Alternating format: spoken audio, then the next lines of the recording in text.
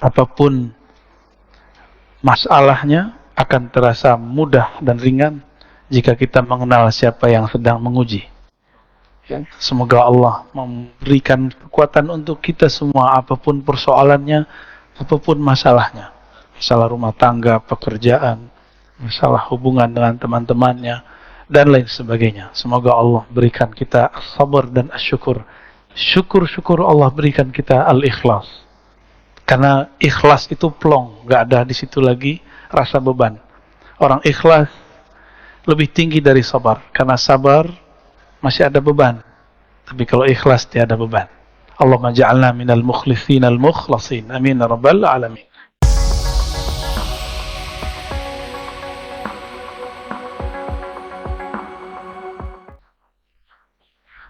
Asyhadu an la ilaha illallah, asyhadu anna Muhammadan abduhu wa rasuluh. Allahumma salli wa sallim wa barik ala sayyidina Muhammad wa ala alihi wal mahdi khalifatihi wa sallim. Amma ba'd.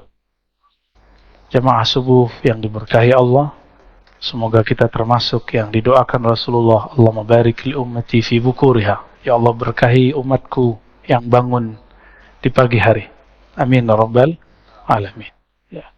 Apapun yang terjadi, maka kita tetap ridha kepada takdir dan qada'nya Allah Subhanahu wa taala. Semua kehendak Allah itu baik, sempurna. Tapi ketika seorang hamba yang tidak sempurna memahaminya, dia menganggapnya buruk. Maka tidak ada takdir yang buruk bagi hamba yang kenal Allah. Karena jika buruk dia bersabar dan itu baik. Jika baik dia bersyukur dan itu juga baik. Maka takdir itu semuanya akan jadi netral jika seseorang mengenal siapa yang sedang mentakdirkan dia. Ini yang sering kita baca di hikam. Apapun masalahnya akan terasa mudah dan ringan jika kita mengenal siapa yang sedang menguji. Semoga Allah memberikan kekuatan untuk kita semua, apapun persoalannya, apapun masalahnya. Masalah rumah tangga, pekerjaan, masalah hubungan dengan teman-temannya, dan lain sebagainya. Semoga Allah berikan kita as-sabar dan as-syukur. Syukur Allah berikan kita al-ikhlas. Karena ikhlas itu plong, gak ada di situ lagi rasa beban. Orang ikhlas lebih tinggi dari sabar, karena sabar masih ada beban. Tapi kalau ikhlas tiada beban. Allahumma ja'alna minal mukhlisin al-mukhlasin. Amin ya rabbal alamin. Semoga hati kita bercahaya dengan surah Al-Fatihah. Bismillahirrahmanirrahim. Iya, kemudian. Siratul ladzina an'amta 'alaihim. Kita masuk ke hikah yang ke-60 ya.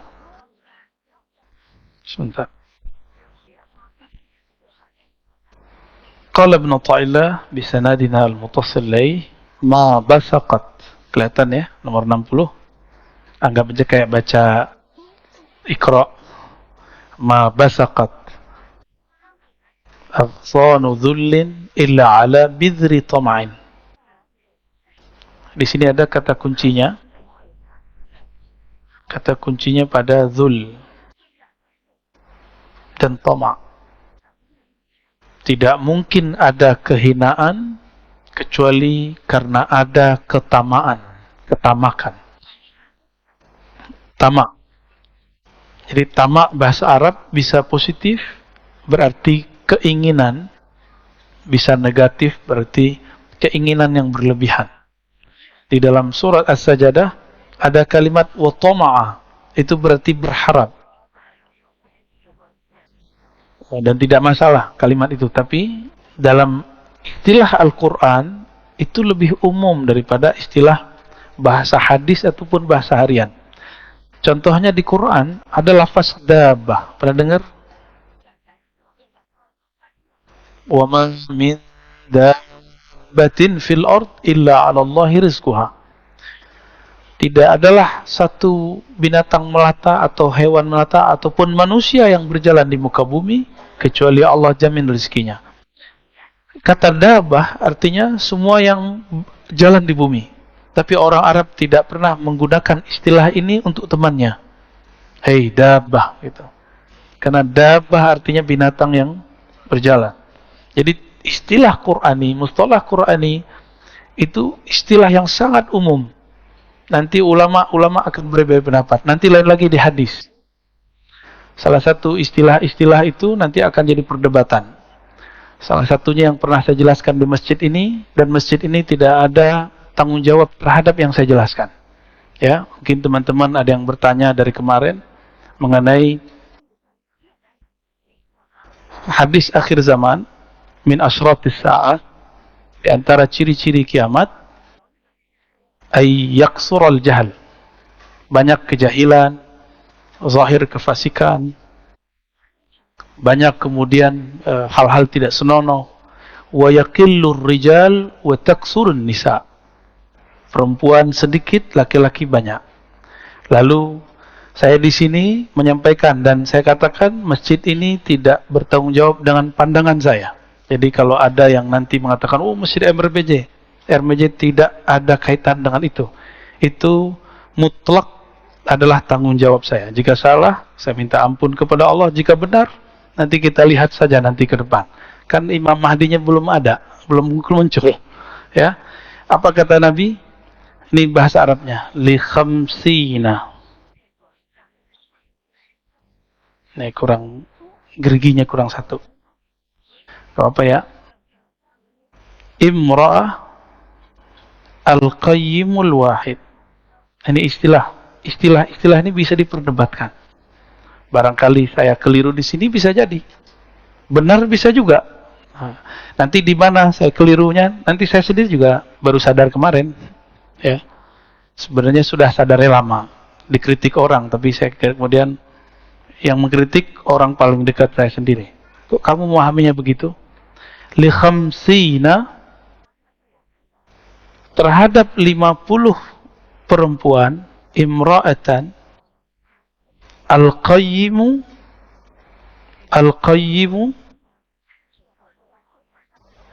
yang qayyim, wahid, satu orang laki-laki. Ini saya karena menjelaskan di sini, saya wajib menjelaskan kembali, ya, biar masjid ini tidak ada kaitannya dengan pemahaman ini. Termasuk saya ngajar di semester sebelumnya, masih sempat ngajar di Ma'had Darus Sunnah, dan Ma'had saya tidak ada kaitannya dengan pemahaman saya ini. Jadi tolong nanti jangan disalah-salahkan pesantren saya, tempat saya ngajar, ya, tempat guru saya dulu mengajari saya. Taib, Al-Qayyim, ini yang jadi perdebatan, benar nggak? Ya, ini yang jadi pertanyaan. Satu laki-laki, 50 perempuan. Sudah sering dengarkan dari kecil? Bayangannya apa? 1/50 itu yang terbayang dalam pikiran saya, kata Qayyim, waktu itu menikahi. Bisa jadi salah? Kenapa saya mengatakan menikahi? Karena di Quran ada kalimat qawwamuna, ar-rijal qawwamuna 'alan nisa. Laki-laki adalah pemimpin tulang punggung perempuan. Ternyata ini jadi sumber masalahnya. Karena perbedaan istilah. Bisa jadi istilah di Quran itu berbeda dengan yang di hadis. Maksudnya saya salah. Gitu. Saya ceklah riwayat-riwayat. Ternyata tidak ada yang mendukung masalah ini. Baik pro ataupun kontra. Karena memang nggak ada lagi riwayatnya. Kalau di riwayat lain cuma disebutkan 40. Di riwayat Imam Muslim ada 50, ada 40 seingat saya. Kalimat 50 dan 40 dalam bahasa Arab itu disebut lit taksir, menunjukkan banyak, nggak mesti 50. Bisa saja cuma 10 disebutnya, bisa di 9. Karena kalau 9 dalam mazhab Daud al-Zahiri masih diperkenankan. Tapi itu bukan mazhab yang mu'tabar. Mazhab saya sampai sekarang masih mazhab Syafi'i. Dan saya tidak mau melanggar ijma. Ya. Ada yang bertanya, apakah antum melanggar ijma? Tidak. Terus kenapa ngomong begitu? Mana ada dalilnya kemudian membolehkan menikahi, menghalalkan nikah 50. Dalam pemahaman saya, kalimat ini adalah izin Rasulullah untuk menikahi 50. Itu pemahaman saya yang basic. Tapi ternyata Tidak semua orang memahami hal itu, karena kata qayyim di dalam istilah bahasa Arab, mayyaqumu ala umurihinna, yang mengurusi urusan perempuan, makannya, minumnya. Tapi kan perempuan juga ada urusan biologis. Supaya halal, saya memahaminya waktu itu di sini dihalalkan Allah. Dan inilah hadis yang menghalalkannya. Jadi bukan sekedar pemahaman bahwa nanti ada imam kemudian berijtihad membolehkan, enggak, tapi karena hadis ini. Tapi ternyata tidak semua orang berkenan. Bahkan Imam Ibnu Hajar Al-Asqalani mengatakan ini mustahil. Bagi Imam Ibnu Hajar Al-Asqalani, beliau juga hafiz dan qadil qudrat. Maka saya katakan, teman-teman, karena ini tidak disepakati oleh siapapun, ya, maka saya mohon maaf sudah membuat antum salah faham, dan saya mencabut pemahaman itu, dan saya merevisi bahwa saya tawakuf dengan makna hadis ini, bahwa maknanya belum tentu menghalalkan 50 perempuan. Oke, clear? Ya. Tapi mungkin nggak satu laki-laki menikahi 4 perempuan, lalu dia karena masa perang, nanti kan setelah perang laki-laki banyak yang meninggal, maka 4 istri yang sah, selebihnya budak. Mungkin? Sangat mungkin itu terjadi kembali, karena perbudakan baru habis 100 tahun yang lalu. Ya, di daerah Sulawesi dulu masih ada perbudakan 100 tahun yang lalu. Ya, di Amerika baru dihapus, sedangkan Nabi sudah bertahap menghapusnya dengan cara kafarah. Ya, jadi tolong teman-teman, ini cuma perbedaan penafsiran ayat dan hadis. Jadi tolong jangan diperpanjang dan jangan bawa-bawa MRBJ. Ya, pengurusnya tidak ada masalah di situ, dan jangan bawa-bawa guru saya Kiai Haji Ali Mustafa Yaqub, Allah yarham, dan pesantren tempat saya belajar, pesantren khusus hadis Darus Sunnah. Ya, itu urusan saya dan saya sudah merevisinya malam pagi ini. Ya, Allahumma sholli ala sayyidina Muhammad.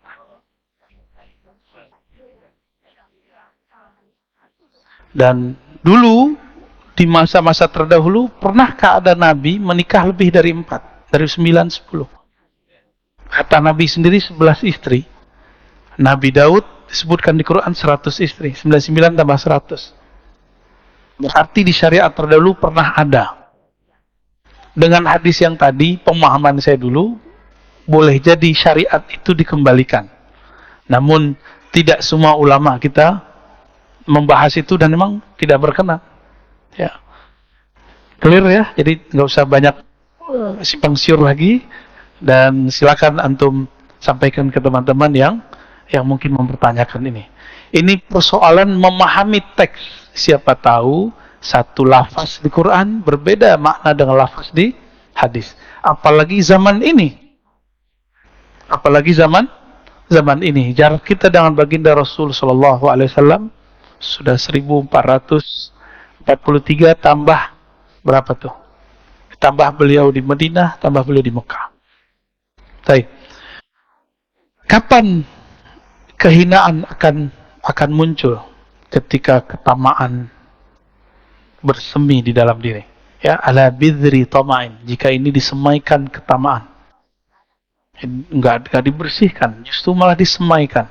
Nah, ini yang kemudian jadi catatan Imam Ibnu Athaillah As-Sakandari, jangan pernah sama sekali merawat ketamaan. Sifat tamak jangan dirawat, itu maksudnya. Tamak itu sifat dari hewan ternak. Makanya hewan ternak itu hina. Tapi sehina-hinanya hewan ternak seperti babi. Babi tidak pernah mengingkari takdirnya ketika dia tidur di kotorannya sendiri. Pernah nggak babi mengingkari takdirnya? Tidur di kotorannya sendiri. Bahkan nggak ada makanan, dia makan kotorannya sendiri. Itu babi pernah protes nggak? Jadi kita ini untuk masalah takdir kalah sama babi. Itu perkataan Imam Sya'rani. Anjing, kata Imam Sya'rani, anjing itu galak tapi tidak tamak. Kata beliau, guruku salah satunya adalah si guguk alias anjing. Maksudnya apa? Saya bingung. Karena dalam pikiran alam bawah sadar orang Indonesia khususnya, anjing itu najis karena mazhab Syafi'i. Tapi ternyata di mazhab Maliki tidak. Di mazhab Maliki anjing tidak najis. Kata Imam Sya'rani, lihatlah apabila anjing makan, itu dia kalau sudah kenyang, walaupun dagingnya masih banyak, daging yang dia santap masih banyak, dia tinggalkan. Dia nggak bawa tabungan buat besok, bekal buat besok. Ada nggak anjing begitu? Maka segalak-galaknya anjing, anjing tidak tamak. Kita sudahlah galak, emosional, rakus, tamak lagi. Nauzubillah min dzalik. Semoga Allah menyembuhkan ketamaan di dalam diri kita semua. Amin ya rabbal alamin.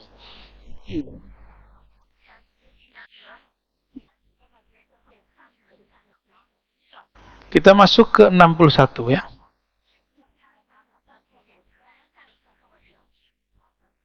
Ma qadaka syai'un mithlul wahmi. Ma qadaka syai'un mithlul wahmi. Tidak adalah yang mengikatmu lifestyle, gaya hidup. Nah, ini mainnya di sini. Ya. Ma, tidaklah qadaka, mengkaitkanmu, menarikmu, syai'un, sesuatu pun, mislul waham, yang lebih jelas, lebih kuat daripada waham. Waham itu apa? Nah, ini kalau kita buat ilustrasinya, yakin. Yakin itu udah paling tinggi.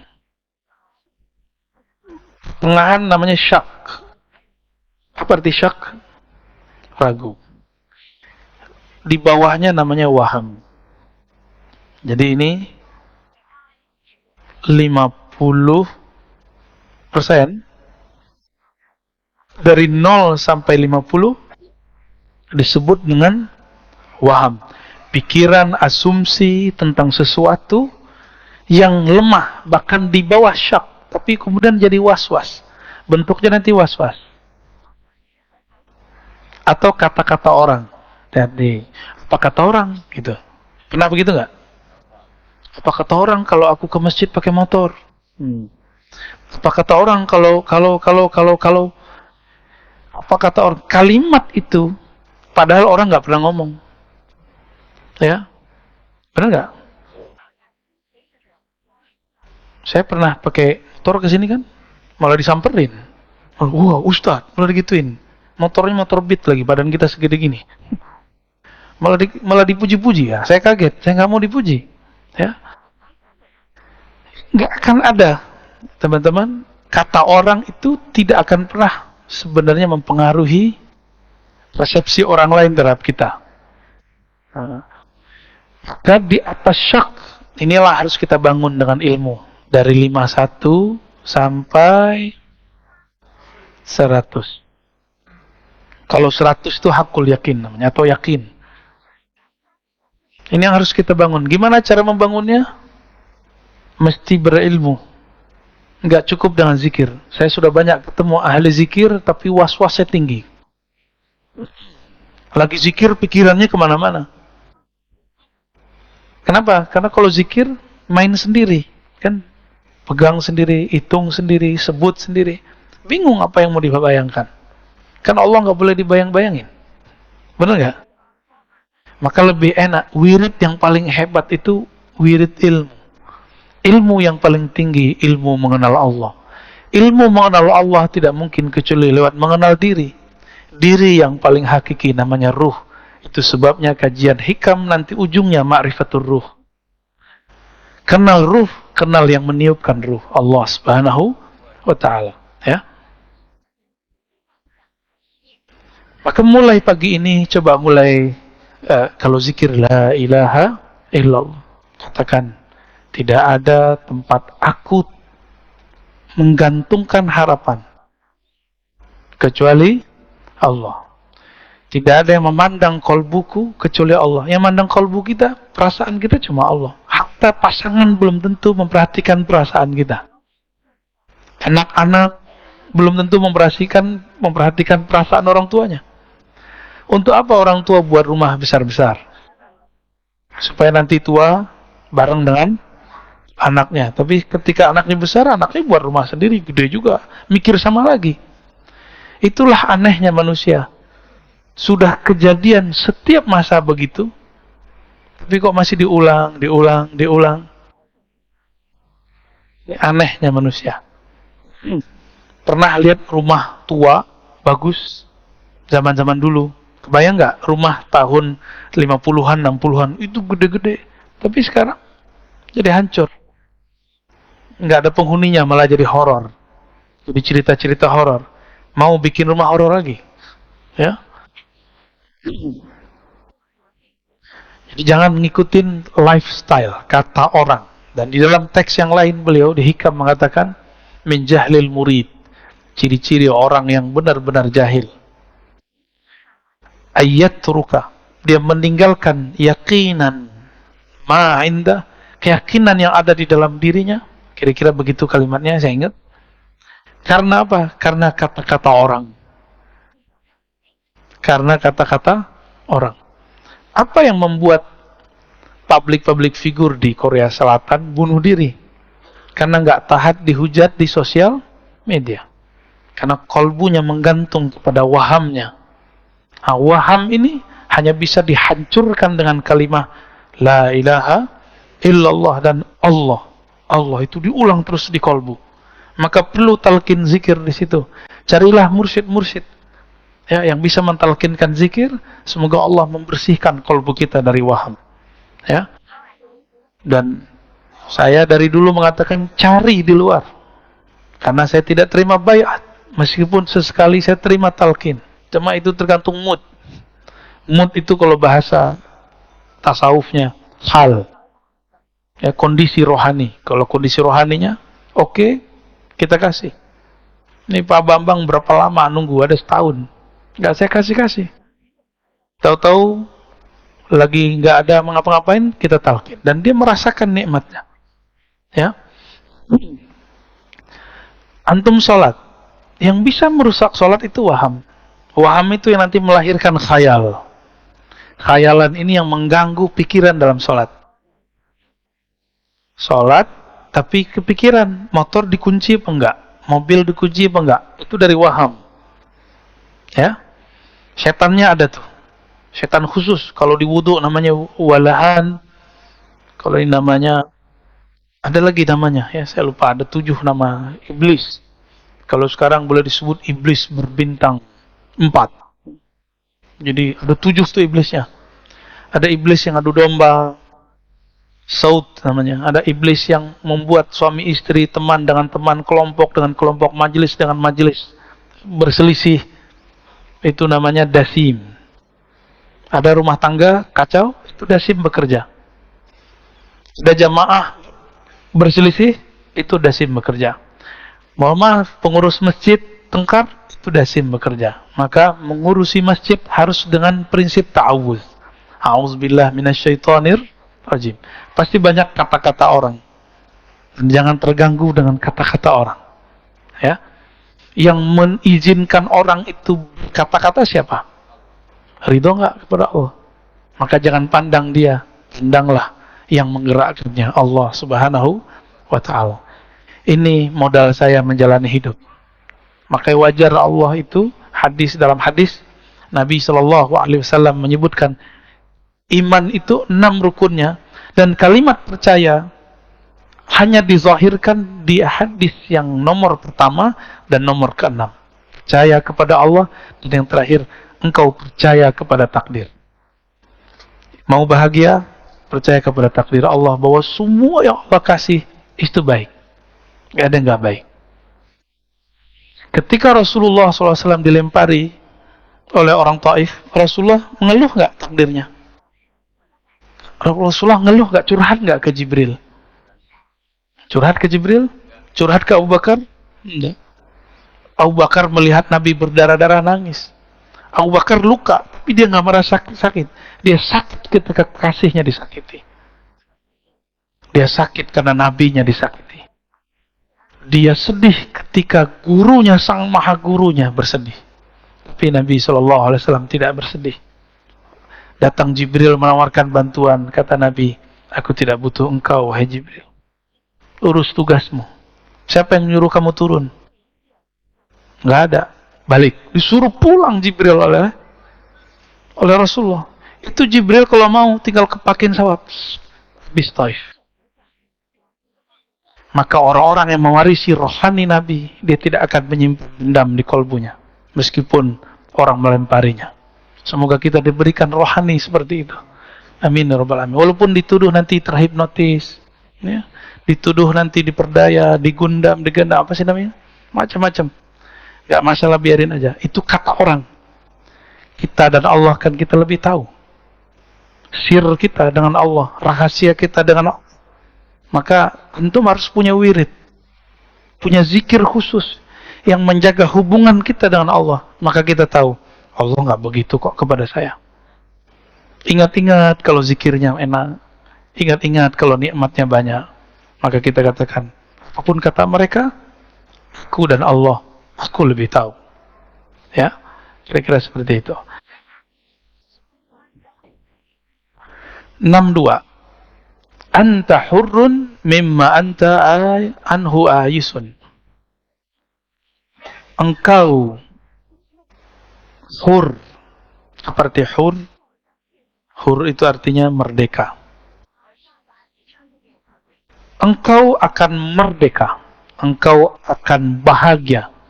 Engkau akan leluasa. Engkau akan santai. Mimma anta anhu ayisun. Yang mana engkau ayisun anhu, engkau berlepas harapmu darinya. Maka orang-orang yang diperbudak oleh dunia, ketika dia ada harapan ke si dunia. Dunia itu ada harta, ada pasangan, ada anak, ada popularitas, apalagi ada pujian, pengen dipuji, takut dibenci. Itu semua dunia. Putuskan hubunganmu dengan semua itu di batinnya, maka engkau bahagia. Anta hurrun. Jadi kalau antum gak kuat dengerin kata-kata orang di sosial media, tutup sosial medianya. Tapi kalau kuat, biarin aja. Badai pasti berlalu. Rasulullah SAW kuat gak dicaci maki oleh orang-orang kafir Quraisy? Apa kata orang kafir Quraisy? Rasulullah itu majnun. Majnun, ya. Kita tulis. Majnun ini bahasa yang menghina sekali. Gila, ketutup akalnya. Sahirun. Jadi masih mending saya dituduh dihipnotis. Rasulullah dituduh penyihir. Ya, sahirum mubin. Rasulullah itu penyihir yang nyata. Maka pewaris Rasulullah di setiap masa pasti nanti akan dituduh hal yang serupa. Sallallahu alaihi wasallam. Maka siapa saja yang mewarisi kerohanian Nabi akan juga mewarisi ujiannya Nabi. Al ulama warasatul anbiya. Ulama yang takut kepada Allah, bukan yang pintar baca kitab, bukan yang bergelar. Al ulama dalam Al-Quran yang takut kepada Allah, yang kenal Allah. Warasatul anbiya, akan mewarisi para nabi. Maka Nabi mengatakan asyaddun nas bala'an, manusia yang paling banyak diuji al-anbiya, summal ladzina yalunahum, summal ladzina yalunahum. Di riwayat kedua summal amsal, summal amsal. Yang paling banyak diuji dan yang paling keras goncangannya adalah para nabi. Lalu pewaris para nabi. Lalu pewaris. Gitu. Siap berjuang. Ahlul Badar disebut apa? Disebut orang jobless, nyusahin orang. Ansor. Itu Abu Hurairah dituduh budak makan. Karena Abu Hurairah ini kalau diundang makan, doyan makan. Dia nggak ngerti kehidupan santri. Abu Hurairah kan santri Rasul. Ada yang pernah nyantri? Pernah tinggal di asrama? Giliran ada yang ngundang, gimana? Mahasiswa deh. Mahasiswa ngekos. Giliran ada yang ngundang, makan gimana? Balas dendam, perbaikan gizi. Ya, benar. Perbaikan gizi. Salah nggak Abu Hurairah makan banyak? Nggak salah.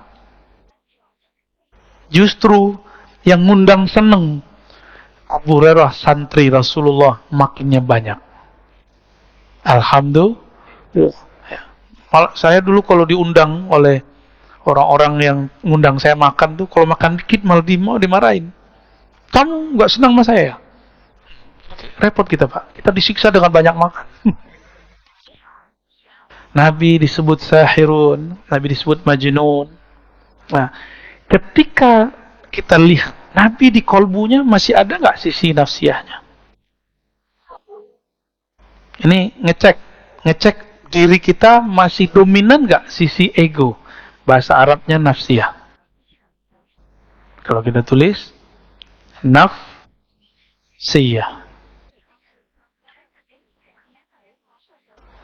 ego. Saya bilangin ke Pak Bambang nih, kamu sombong amat sih. Kalau dia tersinggung, berarti nafsiyahnya hidup. Ini yang menutupi dirinya. Tapi kalau dia datang, ya Ustaz, Pak, kalau emang saya sombong, maafin saya. Berarti nafsiyahnya beres. Saya bilang ke Bapak nih, kamu nih otaknya otak setan. Kalau tersinggung, beneran itu. Beneran setan tuh.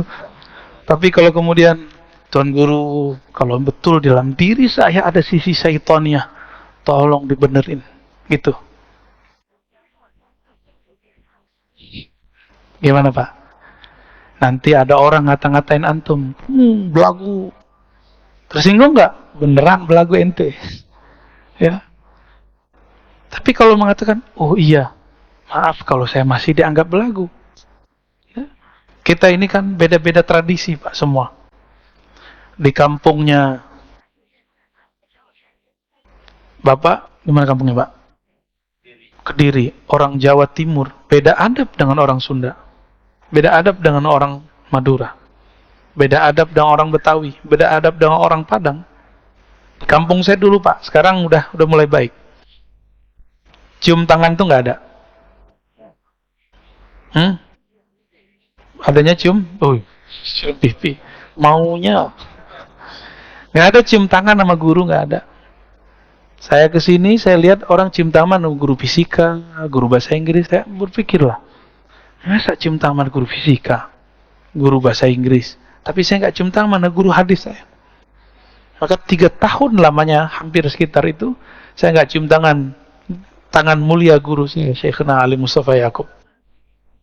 Setelah itu kemudian baca satu kitab Ar-Rukhsah fi Taqbilil Yad.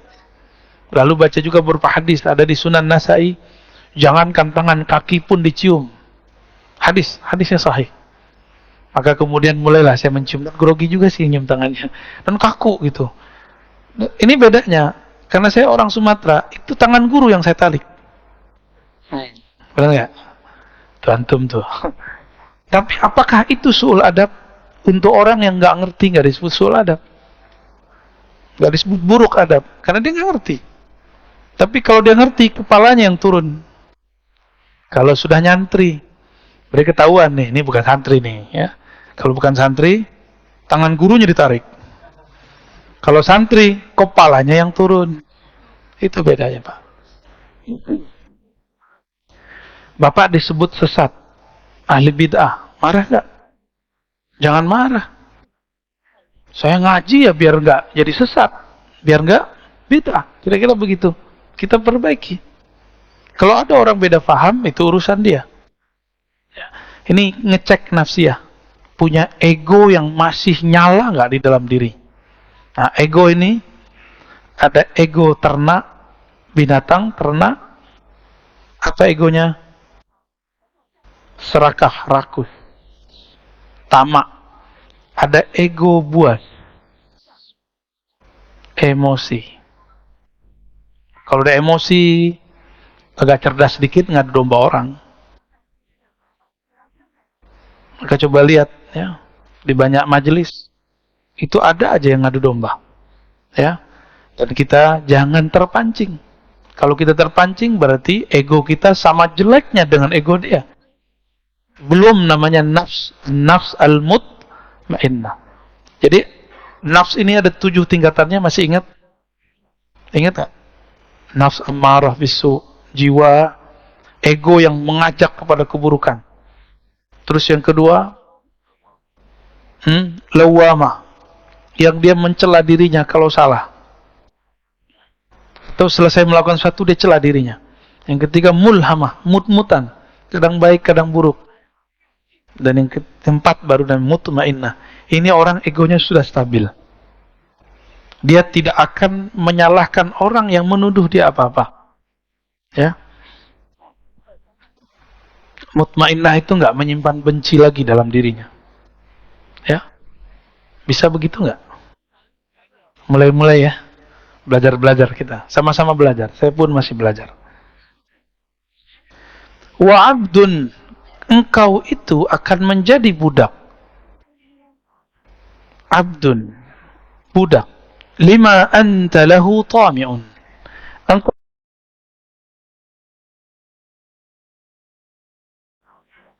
abdun, budak.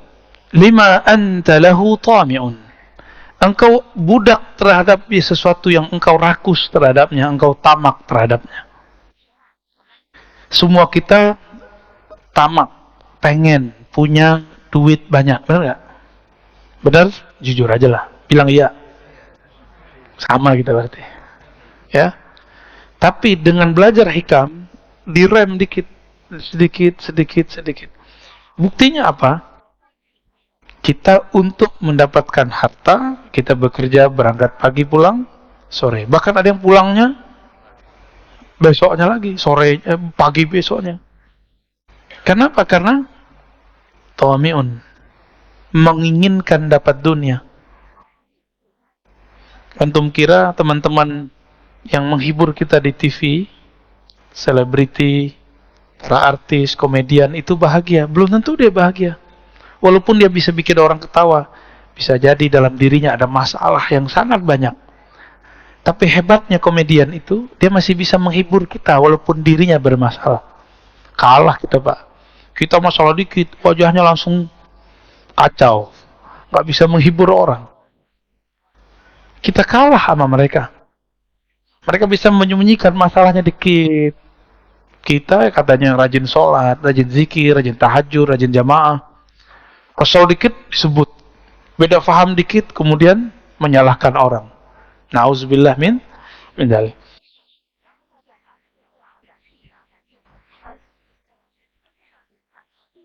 Oke, kita lanjut ya.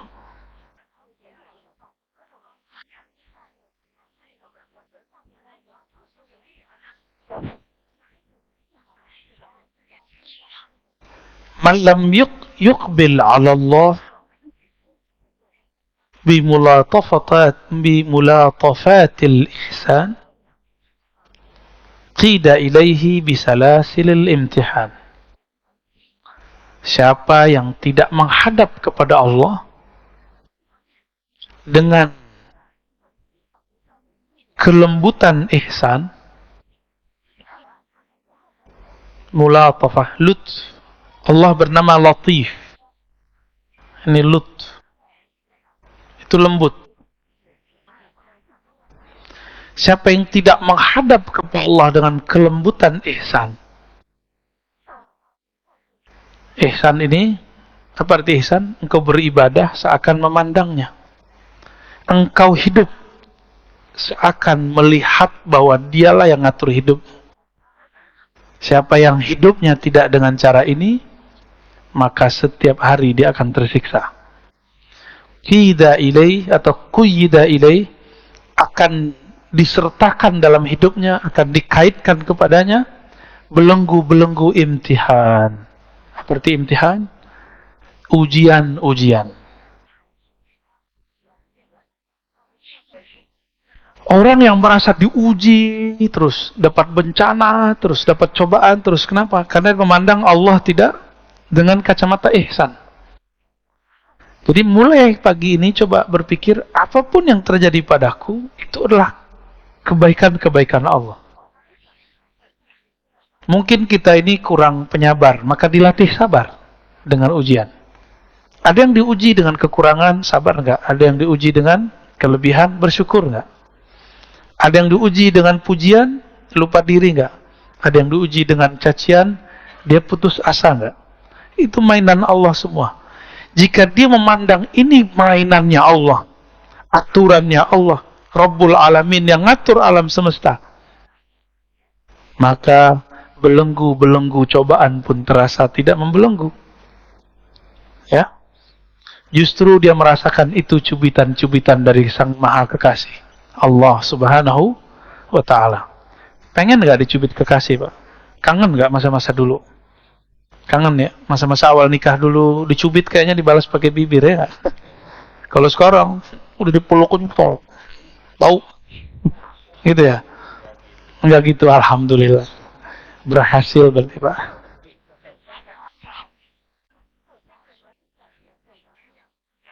Kalau kawan-kawan kayak ahbab tabligh itu, kalau di rumah itu sudah mulai suntuk, khuruj dulu.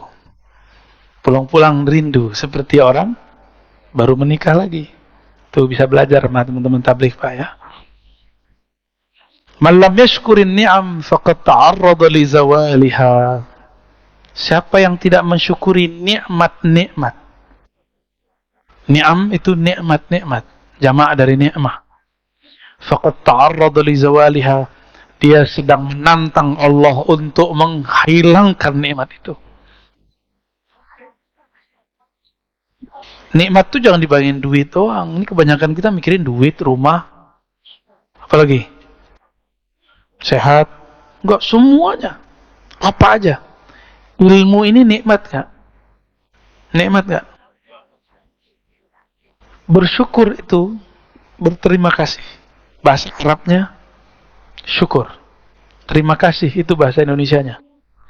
Lam yashkurillah ma lam yashkurin nas. Tidak disebut berterima kasih, bersyukur kepada Allah kalau belum berterima kasih kepada guru, kepada orang tua, kepada teman, kepada pasangan, kepada anak, kepada semua yang pernah berjasa dalam hidup kita.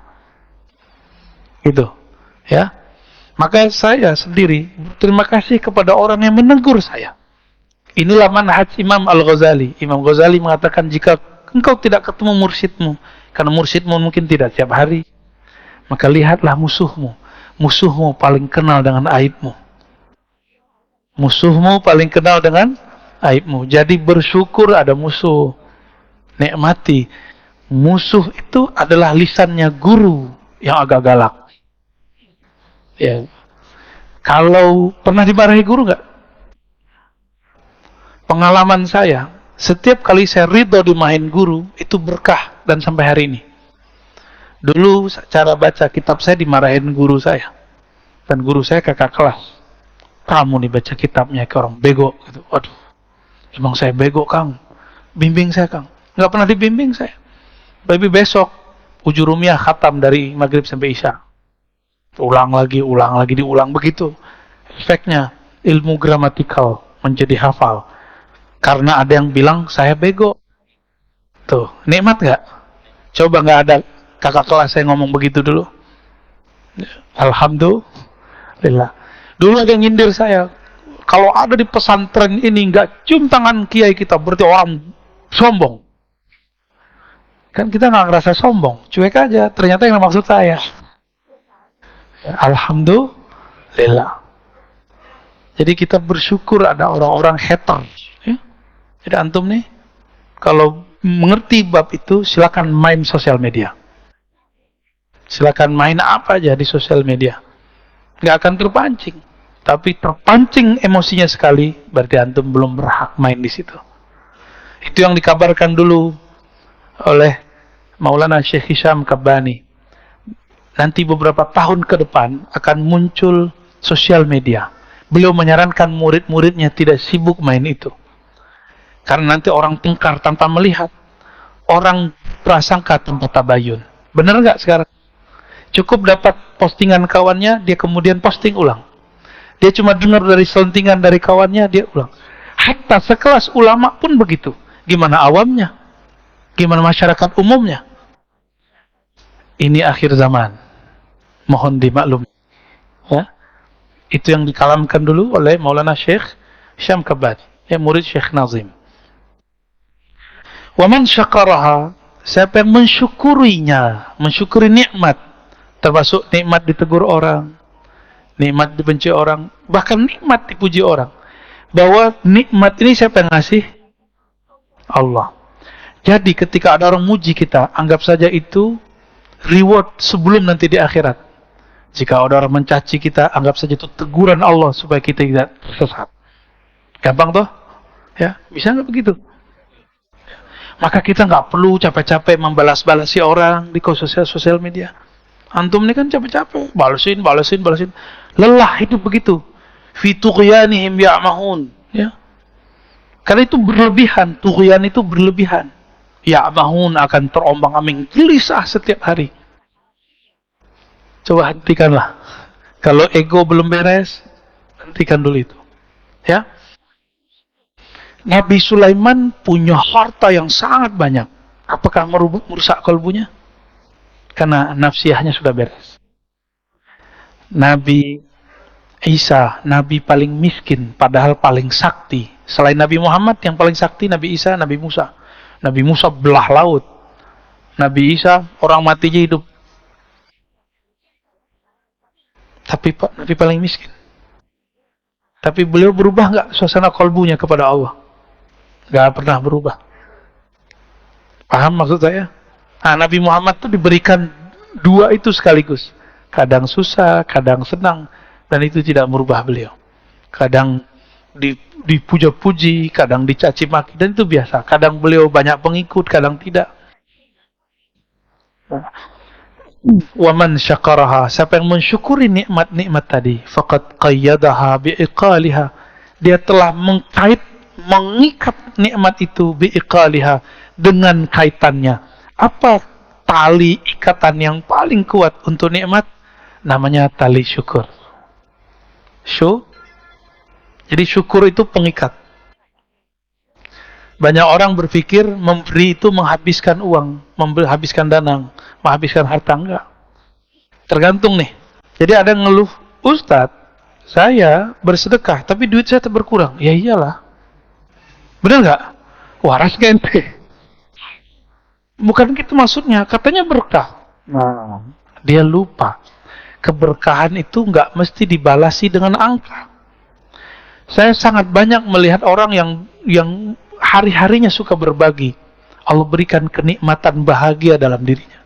Orang bahagia itu meskipun terlihat renta, terlihat kayaknya lemah, tapi batinnya bahagia. Kebahagiaan itu nggak bisa dibeli. Antum pergi kemana aja, ada gedung tertinggi di Abu Dhabi, Dubai, naik aja, belum tentu bahagia, paling ketakutan.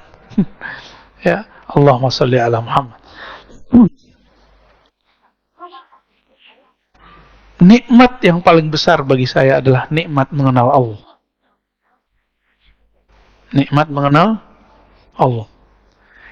Mengenal Allah inilah yang membuat kita memandang perannya di semuanya. Kira-kira itulah yang disebut dalam hadis, dalam Al-Quran dan hadis Nabi. Dalam Al-Quran, siapa yang buta di dunia, maka dia buta di akhirat. Apapun kejadian yang antum perhatikan, tidak terlihat peran Allah di situ, buta. Maka orang ini tidak akan diizinkan memandang Allah di akhirat. Ingin memandang Allah? Kita ini kalau sudah jatuh cinta seseorang, pengen ketemu nggak? Pengen ketemu. Bener. Kayak baju cinta aja, Pak. Baru jatuh cinta ya. Udah lama. Jika kita senang seseorang, kalau dia lawan jenis, kita pengen dia jadi kekasih kita. Kalau dia teman, kita pengen akrab dengannya. Nggak ketemu sehari dua hari, kayaknya rindu. Ditelepon, ditanyai. Bener nggak? Makanya Nabi itu, ketika ada sahabat tidak hadir, Nabi nanya, mana si fulan? Disampaikan oleh tetangganya, kamu tadi ditanya Nabi, girangnya hatinya. Yang tadinya dia sakit demam berhari-hari, langsung sembuh cuma ditanyain Rasulullah sallallahu alaihi wasallam. Abdullah bin Umar dalam Al-Adab Al-Mufrad karya Imam Al-Bukhari, hadisnya hasan. Ini bukan hadis sahih, bukan kitab sahih. Kitab selain sahih namanya Al-Adab Al-Mufrad karya Imam Al-Bukhari. Satu kali dia jatuh atau apa di riwayat itu, lalu kakinya sakit dan sulit jalan. Ada orang ingat Abdullah bin Umar ini kalau disebut nama Nabi Muhammad oleh orang yang tepat, pasti sembuh. Maka diceritakanlah kepada orang yang tepat membicarakan Nabi. Orang itu kemudian datang kepada Abdullah bin Umar. Apa kata orang itu? Abdullah, coba engkau ingat-ingat, kalau perlu kamu panggil, teriak keras-keras orang yang paling engkau cintai. Istrinya ngira dia yang bakal dipanggil. Enggak. Istri duanya juga mikir enggak. Tiga enggak. Enggak ada semua. Anaknya juga enggak. Anaknya alim-alim. Sayyidina Abdullah bin Umar itu anaknya jadi mujtahid. Enggak ada yang dipanggil. Orang tuanya juga tidak. Umar. Ternyata dia menyebut Muhammad. Langsung badannya bergetar, jantungnya kemudian kuat lagi, langsung berdiri. Sehat ke masjid besoknya. Kita disebut nama Nabi Muhammad SAW, gak ada efeknya. Betapa kerasnya kolbu ini. Berarti kita belum kenal Rasulullah SAW. Kullul qulub ilal habibi tamilu. Setiap hati orang yang punya kolbu kepada kekasihnya pasti cenderung, pasti kangen, pasti rindu. Apakah ciri rindunya? Disebut nama kekasih, matanya berlinang-linang, hatinya rindu, bulu romanya merinding. Disebut Rasulullah sallallahu alaihi wasallam. Maka apapun yang terjadi pada kita, obatnya cuma Rasulullah. Muncullah kemudian oleh ulama kita, dapat ilham mereka. Bersebutlah salawat tibbil qulub. Allahumma salli ala Sayyidina Muhammad. Tibbil qulub. Tibbil qulub dulu, jangan jasad dulu, qulub dulu. Ya Allah, sampaikan salam kami kepada penawar penyakit kolbu kami, pelipur lara sedih kami. Rasulullah SAW, tibbil qulub wa dawaiha, penyembuh kolbu, penawar penyakit kolbu. Wa dawaiha, sedih, senang, sakit, kesal, emosi. Istri saya dulu pernah umroh, salah jalur keluar, dia masuk di situ, dibentak-bentak oleh orang Turki. Cukup bilang, "Sholli ala Muhammad", berhenti itu orang Turki. Nggak jadi, nggak jadi lagi. Sholli ala Muhammad, berarti di kolbu dia ada cinta kepada Rasulullah sallallahu alaihi wasallam. Jadi kalau ada orang tengkar baca Sholli ala Muhammad, ya. Kita emosi, katakan Allahumma sholli ala Sayyidina Muhammad. Silakan ditambahkan setelahnya tibbil qulub wa dawaiha. Baru sebutkan wa afiyatil abdani wa shifaiha. Penyembuh badan, penawar penyakit badan. Nah, nikmat ini yang harus kita syukuri. Saya mau tanya Bapak Ibu, Saudara bukan Allah. Ini yang saya sampaikan sejak awal saya ngajar di kampus, di pesantren, di mana. Negeri ini dapat keberkahan, diizinkan Allah buka majelis sekarang di mana-mana. Malah lebih longgar di perkotaan daripada di daerah. Ini nikmat bukan? Bisa bersyukur, coba kurangi hujatan. Menghujat wali kota kah, gubernur kah? Pernahkah mendoakan mereka? Kalau orang salah, didoain baik atau didoain buruk? Antum salik ilallah, orang yang sedang suluk kepada Allah. Tapi kecuali antum politisi, kalau ada yang salah di antara pemimpin, apa yang dilakukan? Dikompor-komporin terus. Kita bukan politisi, kita ini rakyat. Nikmat jadi rakyat adalah negeri yang aman. Sekarang di Suriah tidak bisa buat pengajian seperti ini. Ada cuma kota Damaskus, itu pun hati-hati. Ayah dari guru saya, Syekh Muhammad Sair Ramadan Al-Buti, dibom lagi ngaji. Maka jangan pernah membiarkan ada pemikiran-pemikiran yang tidak mensyukuri nikmat kedamaian ini. Itu yang mereka ingin memberontak. Ya, beda politik silakan, mengkritik boleh, tapi jangan sampai ada pikiran memberontak. Saya husnuzon kepada orang-orang yang banyak mengkritik pemimpin kah siapa, dia tidak berniat untuk memberontak, tapi niatnya cuma ingin baik, mungkin caranya kurang baik. Kita ditegur orang, caranya nggak baik, terima nggak? Susah terimanya, karena nafsiyah kita belum beres. Ya, kalau ego antum belum beres, ditegur orang tersinggung. Orang ngomong baik-baik aja kita marah. Benar? Apalagi orang ngomongnya nggak benar. Ngomongnya kasar. Nah, saya berharap kalau sudah ngaji hikam, kelembutannya sudah ada sampai ke lisannya. Amin ya Rabbal. Maka yang punya sosial media, buat status-status yang rahmah, yang penuh kasih sayang. Jika mengkritik pun mengkritik dengan kasih sayang. Jika ingin menegur pun menegur dengan kasih sayang. Kita ini nggak ada yang suci. Antum jadi mereka belum tentu benar. Ya. Maka jangan kemudian mencaci maki orang, mengata-ngatain orang, lupa dengan diri sendiri. Mengkritisi orang, lupa mengkritisi diri sendiri. Ya, nauzubillah min dzalik. Sudah atau belum? Cukup ya?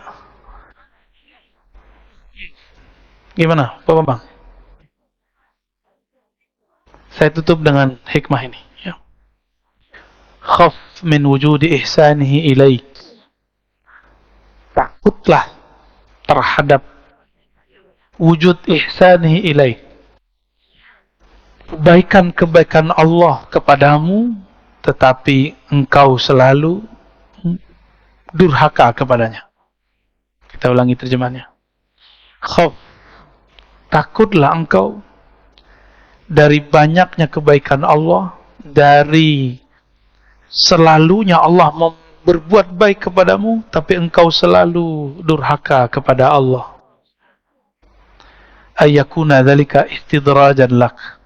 Siapa tahu nafas yang masih engkau pakai, ilmu yang masih engkau pahami, istidraj, bukan lagi nikmat, tapi istidraj.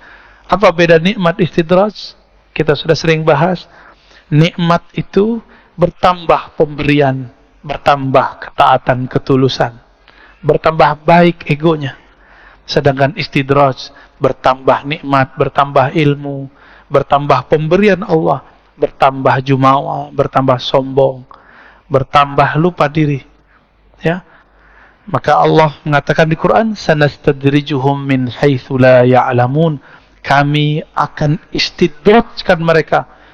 Kami beri mereka, tapi mereka tidak sadar dengan pemberian itu, lalu mereka durhaka dengan itu. Min haitsu la ya'lamun, tanpa mereka sadari. Semoga Allah jaga kita dari istidraj. Semoga Allah berikan kita rasa syukur sehingga pemberiannya disebut nikmat. Allahumma ja'alna minasy-syakirin. Ya Allah ya Syakur, salli ala Sayyidina Muhammad Sayyidis Syakirin. Ya Allah, sampaikan salam kami kepada makhlukmu, kekasihmu yang paling bersyukur, yang paling berterima kasih, yang paling bersabar, Sayyidina Muhammad sallallahu alaihi wasallam. Ya Allah, semoga dengan salawat ini sifat syukur kekasih kami Nabi Muhammad dapat diwarisi dalam diri kami. Sifat sabarnya menular kepada kami. Allahumma ya Allah, ya Ghaffar, ya Ghafur, ya Sattar, wahai yang maha pengampun. Dosa kami sangatlah banyak. Dosa mata, dosa telinga, dosa tangan, dosa kaki, dosa lisan, dosa kemaluan, dosa perut, dosa dari ujung kepala, ujung rambut sampai ujung kaki. Belum lagi dosa hati ya Allah. Dosa syirik khafi, dosa riya, dosa sombong, dosa iri dengki, dosa senantiasa lupa mensyukuri Engkau. Ampunkan dosa-dosa kami ya Allah. Ampunkan aib kami ini ya Allah. Fastur auratina bisitrikal jamil. Ya Allah, jangan pandang aib kami, ya Allah. Jangan pandang aib kami, ya Allah. Jangan permalukan kami di hadapan Engkau dan makhluk-Mu, ya Allah. Fastur auratina bisitrikal jamil. Dengan keindahan-Mu, ya Allah. Dengan kemegahan-Mu, ya Allah. Dengan kebaikan-kebaikan-Mu, ya Allah. Maka balutlah kami, hiasilah kami dengan kebaikan-kebaikan-Mu, sehingga aib kami tidak terlihat di sisi-Mu. Allahumma ya Allah, ya muqallibal qulub. Wahai yang membolak-balik hati ini. Hati kami berubah-ubah, ya Allah. Kadang baik, kadang bersyukur, kadang lupa bersyukur. Kadang ingat Engkau, kadang lupa mengingat Engkau. Apalagi sholat kami, ya Allah, jarang sekali khusyuk, ya Allah. Apalagi terhadap nikmat-Mu, ya Allah, jarang bersyukur, ya Allah. Maka ampuni kami, ya Allah. Tetapkan kolbu ini menjadi kolbu hamba yang bersyukur. Abdan syakura. Wasabbit qulubana ala dinika wa ta'atik. Allahumma ya nur, wahai pemilik cahaya, kolbu kami dipenuhi noda-noda kegelapan. Otak pikiran kami dipenuhi dengan was-was dan prasangka. Badan kami dipenuhi dengan lumuran dosa. Dengan cahaya-Mu, ya Allah, maka bersihkan kami, terangi kolbu kami. Bihaqqi nabiyina Muhammad sallallahu alaihi wasallam. Allahumma rabbana atina fid dunya hasanah wa fil akhirati hasanah wa qina adzabannar.